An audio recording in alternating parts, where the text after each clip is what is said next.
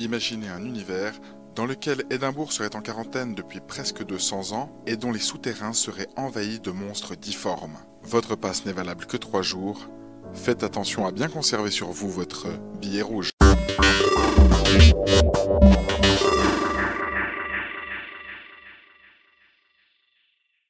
Billet rouge prend place au début du 19e siècle dans un univers où Édimbourg aurait été en quarantaine pendant près de 200 ans.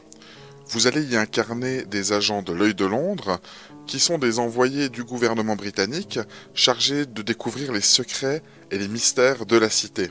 Parmi ces secrets, il y a ceux qui entourent les fameux miasmen, ces êtres difformes qui vivent dans les closes enterrées sous la ville. Et à cet aspect fantastique s'ajoute le côté politique apporté par une cité qui vit en vase clos depuis très longtemps. Si le jeu s'appelle billet rouge, c'est que c'est la couleur du laissez-passer qui vous est donné pour vous permettre d'entrer et sortir d'Édimbourg.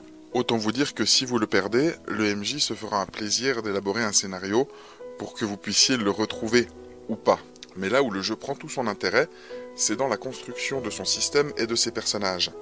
En effet, ceux-ci ne sont pas des citoyens lambda, il s'agit de criminels qui ont de côté une face publique tout à fait respectable et leur face de psychopathe. Rééduqués par l'Œil de Londres, les psychopathes peuvent retomber dans leur travers à tout moment, et Édimbourg est un lieu particulièrement propice à cela.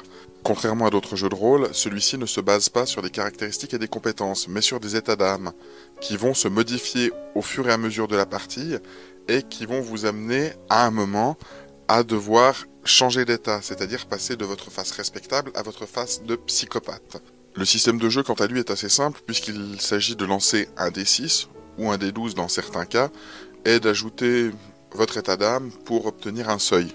Le jeu est assez court, à peine 80 pages, publié dans un format A5. Il a été publié dans la collection expérimentale In Vitro par les écuries d'Augias, suite au concours d'Émurge en herbe numéro 4. C'est un jeu que je recommande à tous ceux qui en ont marre du 19e siècle à monocle et préféraient jouer des personnages un peu, voire même beaucoup plus troubles. Malheureusement, cet épisode est déjà terminé parce que comme le bouquin est petit, je n'ai pas grand chose à en dire. Si vous avez apprécié, je vous laisse partager la vidéo avec vos amis.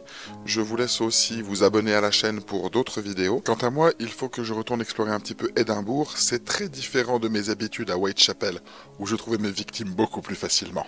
Sur ce, jouez bien!